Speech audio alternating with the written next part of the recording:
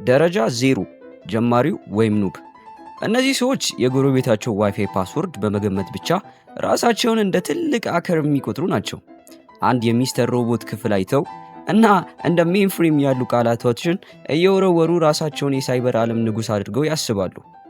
ከስኬቶቻቸው መሃል የኢንስታግራም ስማቸው ወደ ሳይበር ኒንጃ መቀየር፣ የኮምፒውተር ኮማንድ ፕሮንት ስክሪን ፎቶ እያነሱ ናሳን ሰበርኩት ብሎ መለጠፍ፣ የካፕቻ ወይም የሮቦት መለያ ፈተናን በማለፋቸው ብቻ እንደ አከር ራሳቸውን የሚቆጥሩ ናቸው። ብቻ ምን አለፋችሁ ምናባቸው ሰፊ ነው፣ ችሎታቸው ግን ከዋይፋይ ፓስወርድ የዘለለ አይደለም። ደረጃ 1 ስክሪፕት ኪቲስ፣ በሌላ አጠራራቸው የሰው ኮፒ ፔስት ማሽን ይባላሉ።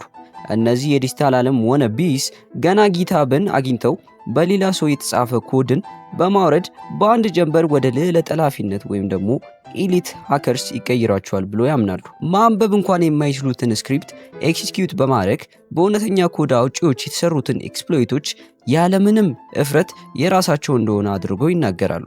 የኮምፒውተሮቻቸው ዴስክቶፕ የተመሰቃቀለ የጦር ሜዳ ነው ይመስለው። ቃላቶቻቸውም ከፖንድና ከኑብ የሚያልፍ ሲሆን ታናሽታቸውን ለማስፈራራት የታሰቡ የሚመስሉ የኪቦርድ መምታቶች አስደናቂ ፍጡር ያደርጋቸዋል። እነርሱም ድራማዊ ሙዚቃ ከፍተው ራሳቸውን እየቀረጹ ሃክ እያረኩ ነው በማለት ሃርድ ድራይቫቸውን በድንገት ፎርማት ሊያደርጉ የሚችሉ ናቸው። አስቂኝ እውነታው ከሃኪንግ ስኬታቸው ይልቅ የራሳቸውን ኮምፒውተር በራሳቸው የቆልፉበት ጊዜ ይበልጣል። ደረጃ 2 ኢቲካል ሃከርስ ኤኬኤ እምላለው እኔ ጥሩ ከሆኑት ነኝ። እነዚህ አዲስ ብቅ ያሉ ሃከሮች ህጋዊ ሆኖ መስራት ስነ ምግባራዊ ብቻ ሳይሆን በጣም አሪፍ እንደሆነ ተገንዝበዋል። እነሱ ለሲ ፕሮግራሚንግ ላንጉዌጅ የምስክር ወረቀት ወይም ሰርተፍኬት ፈተና በማጥላት ላይ ተጠምደዋል። ከራሳቸው መኪና የበለጠ ዋጋ የሚያወጡ ሰርቨሮች የያዙ የቤት ውስጥ ላቦራቶሪዎች ወይም ላቦችን ያቋቋማሉ።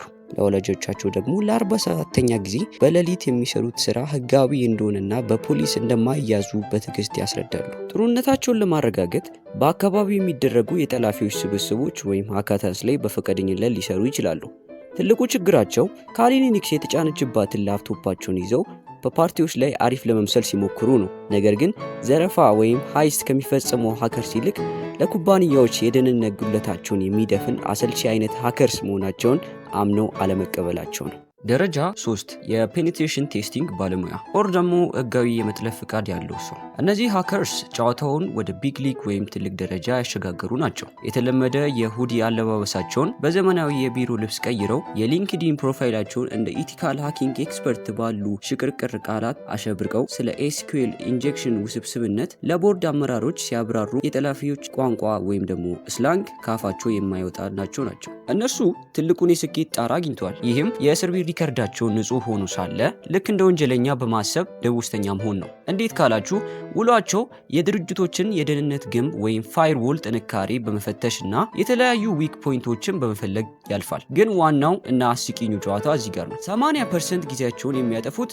ሪፖርት በመጻፍ የስራ ኃላፊዎች በ2 ሰከንድ ብቻ ቃኝተው ለሚተውት ረጅም ሪፖርት ያ አንድ ክፍተት ድርጅቱን እንዴት ሊያጠፋው እንደሚችል በማብራራት ጊዜያቸውን ይጨርሳሉ። አንድ ስለ ቴክኖሎጂ ምንም የማያውቅ ማኔጀር መጥቶ ገበያውን ለመቆጣጠር እስቲ ተወዳዳሪ ድርጅቱን ቶሎ ብለህ ጥለፍልን ሲላቸው በብስጭት ከመጮ ለትንሽ ራሳቸውን ይቆጣጠራሉ። ደረጃ 4 በግ ባውንቲ ወይም የሶፍትዌር ክፍተት አዳኝ። እነዚህ የዘመኑ አዳኞች ላፕቶፓቸውን አብርተው ክፍያ ለማግኘት ሲሉ በትልልቅ ድረገጾች ላይ የደህንነት ክፍተቶችን ወይም vulnerabilities እያደኑ ከካፌ ወደ ካፌ ይዞራሉ። በሃኪንግ ዓለም እንደ ኢንስታግራም ዝነኞች ይታያሉ። ላቴ ቡናቸውን እየጠጡ በበግ ባውንቲ ብዙ ገንዘብ የሚሰበስቡ ይመስላሉ፣ ወይም ወሬው እንደዛ ነው። ነገር ግን በእውነታው ለቀጣይ ቡና መግዣ የሚሆኑ ኢመንት $50 ሽልማት ለማግኘት ለወራት ኮድ ሲፈትሹና ሲለፉ ይውላሉ። ደረጃ 5 የቀይ ቡድን አባል ወይም ዘ ሬድ ቲመር። የቀይ ቡድን ባለሙያዎች የአንድን ድርጅት የመከላከል አቅም ለመገምገም እጅግ በጣም እውነተኛ የሚመስሉ የሳይበር ጥቃቶች ማስመሰያዎችን ያካሂዳሉ። ስራቸውም ውስብስብ የሆኑ የኢሜል ማጥመጃዎችን ወይም ስፒር ፊሽንግ ካምፔንስ፣ ለልዩ ዓላማ የተሰሩ ተንኮል አዘል ሶፍትዌሮችን ወይም ከስተም ማልዌር መፍጠር እና በቁጥጥር ስር ባለ ሁኔታ የደህንነት ክፍተቶችን መመዝገብ ያካትታል። የኩባንያውን ዝግጁነት ለመፈተሽ ውስብስብ የሆኑ ጥቃት ሁኔታዎችን በመፍጠር ስራቸውን በሌሊት ጭምር ሊያከናውኑት ይችላሉ። የእነዚህ ባለሙያዎች እንቅስቃሴ በመደበኛ ፍተሻዎች ሊገኙ የማይችሉ የደህንነት ድክመቶችን ያጋልጣል። የስራ አካባቢያቸው ትክክለኝነትን፣ ፈጠራንና በጫና ውስጥ ሆኖ ፈጣን ችግር የመፍታት ክህሎትን ያጣመረ ነው። ደረጃ 6 የብሔራዊ መንግስት የሳይበር ኦፕሬተር ወይም ዘ ኔሽን ስቴት ኦፕሬቲቭ። የብሔራዊ መንግስት የሳይበር ኦፕሬተሮች በመንግስት ተቋማት ውስጥ የሚሰሩ ሲሆን በሚስጥር የተጠበቁ ተልዕኮችን ያከናውናሉ። ሚናቸው እጅግ ሚስጥራዊ ስለሆነ ሰፊ የሆነ የደህንነት ማረጋገጫ ወይም ሲኩሪቲ ክሊረንስ እና ጥብቅ የሆነ አሰራሮችን መከተልን ይጠይቃል። ኦፕሬሽኖቻቸውም የውጭ ሀገር ኔትወርኮችን ሰርጎ መግባት፣ የደህንነት መረጃዎችን መሰብሰብ ወይም የዲጂታል ጸረ ጥቃት እርምጃዎችን መውሰድ ሊያካትት ይችላል። የነገሩ ክብደት ወሳኝ ነው። ስራቸው በብሔራዊ ደህንነት፣ በዲፕሎማሲያዊ ግንኙነትና በዓለም አቀፍ መረጋጋት ላይ ተጽዕኖ ሊያሳድር ይችላል።